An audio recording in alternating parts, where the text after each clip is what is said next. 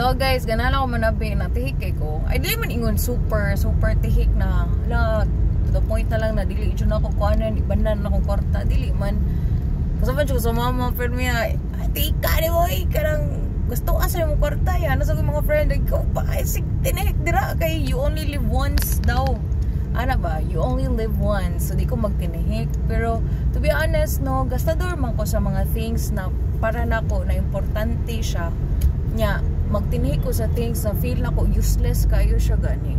For example, kanang ako ang kaon, kay enough ra kay akong kaon, or may time sa ganahan kong palit og lami pero dili kaayo ba niya. For example, mo palit ko og kanang mga sanina, Shopee ra jud na ako, di jud ko mag-branded kay kulanon mangud kay kuuguan mga sanina. Imagine na daghan kay tag branded na items like 1,000, diba? 1,000 ang usa ka item, pants 1,000, sapatos 1,000. Di tapos sapatos sa branded na 1,000, murag 2,000 mo ganing na or 4,000. Kapilaon ni mo palit, daghan kay sapatos, daghan kay butang, ano ba murag ma-create mo clutter sa balay. Imagine na real talk lang ta, ang atong balay gimo na natog storage room. To the point na lang maglatay-latay lang mga ilaga og mga ok-ok diring napita. Grabe jud. Kawa mo guys ngano kuan kay ko kanang ngano strong kay ko nagstorya ani kay nana mo ra mo balay daghan kay buta sa man jud ko mama ni. Sa puto yung yo ganina. O ganun maglatay-latay lang mga ok-ok, mga ilaga, kay tungos kadaghan sa butang ba? O so mag-imo na tag room for rent for rats dire, dupita? Or room for rent for ok-oks? No, nindot kay mga ok-ok, kay prera ilang kuan, apel pagkaon, free food, taga na natas lang 0.0001 square meters. Kawa, pa siya sila bayad-bayad, bisang piso, adyon may nakakuha sa mga ilaga. Yan nakarealize ko, so yung mga matay lang tadiring balay yung maragdagan kaya pang butang. Giyaw-yaw ko sa kumama na butang ang butang ya. Naka-imagine ko na for example kung ma-invest, for example kana mo guna kwarta na atong pinalit ko, let's say 200 napalitaan ni na item yung store na dira yan, nagpalit na sa tag 1,000 na worth na item, i-store lang dira ni palit na sa tag t-shirt na 1,000, i-store na po dira.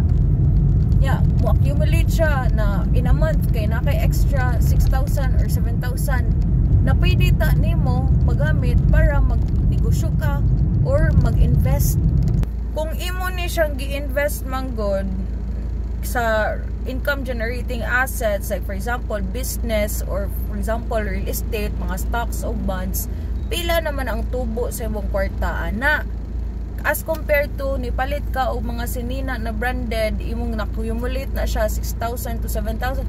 Imagine na guys, na yung mga pre-selling karon na ang down payment monthly niya pwede mo ma-pay for 48 months is like pila man mga 6 to 7,000.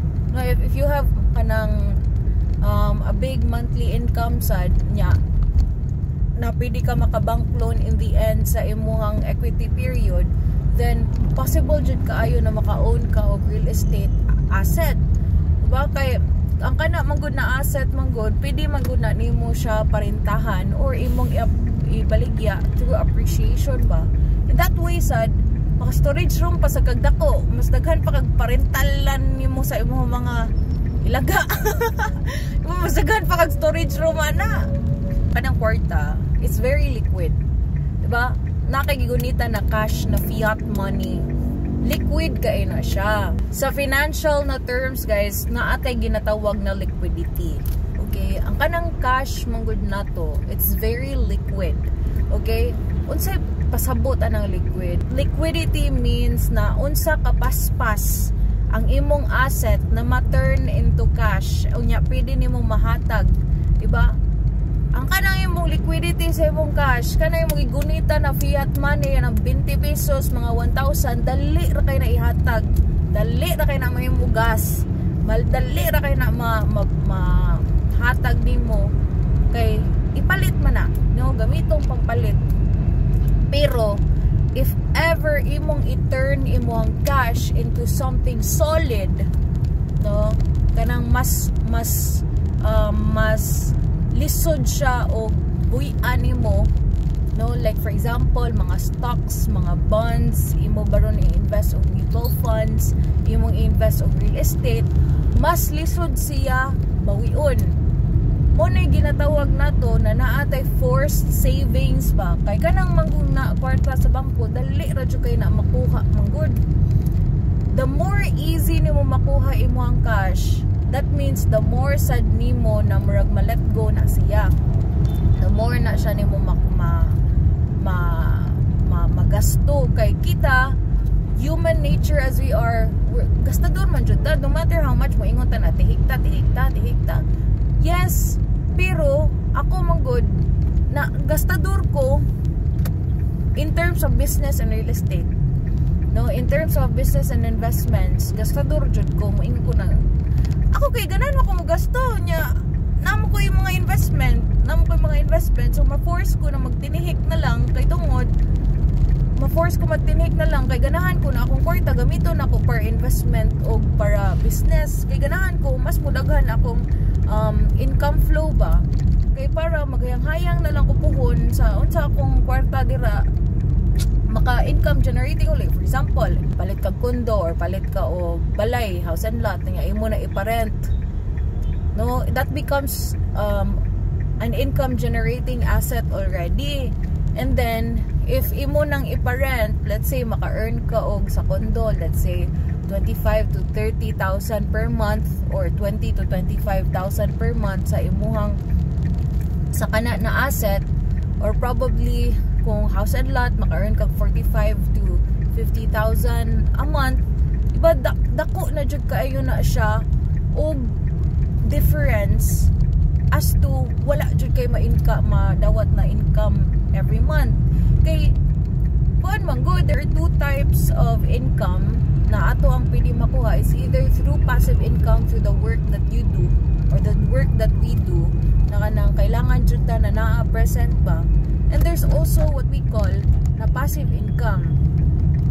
No, kay kabaw man jud ta, let's all face it guys, na maniguang jud ta, dili ta makatrabaho permanente. At some point ganahan ta mo relax na lang at a certain age, like mga 50, mga 60, even gani 40, pwede naman gani na makarelax. Like we don't want to keep on working. Kinsa may ganahan mo trabaho, oy ang dream na to na mo trabaho ta, dili. We have dreams na we want to achieve this kind of lifestyle. We have dreams sa inani atong income. So one way to have that type of income is to invest in real estate, invest in business, invest in like different income generating assets like stocks, bonds, kaya para makatabang sa ato diba? Dili ta ingon na sige ta gasto sa mga things na dili naman mo gamit niya, malimutan na lang. Ano ba guys, maginasto ta og dinagko, dili ta nang mga ginagmay. So actually no, daghan kay mo ingon nako na you only live once, dapat ko anjon ibuhong dyan nimong kwarta ana maka-experience ka. Yes, mo gasto man ko, especially my ang travels, nanadyo ko mo gasto og mga travels, pero we also have the saying na live life with caution sad, kay you don't know what will happen manggod when you're 40, when you're 50, when you're 60. Yes, dako imuhang monthly income karon na higayuna jud, pero like you don't know what will happen in your 40, 50, 60, magkasakit na baka, or mas di nakaganahan mo trabaho, mas dili nagana mo trabaho, kay of course atong lawas mga luya manggod. No, we live in this world, reality jud na siya na at some point, yes, mga matay ta, pero like ika 40, 50, 60 na to, I also want to live a very comfortable life. I don't want to live a comfortable life up until I'm 30 years old lang, up until I'm 40 years old lang, because I have also 30 years or 30 years to go man sad before na marikim na jud tandiring dapita na diba? So yes, live life to the fullest, but also live life with caution, because you don't know what will happen like 10 years from now, 20 years from now. In every business cycle, dili ba yun na up per me, there will always be lows and highs. Naka-income ko aning dako karon. Karon na sad kay wala maka-income na sad ko. So be prepared for that by buying or by getting income generating assets jud. So na mo na tag financial one-on-one ani no. Anyways guys, so that's all for today's video.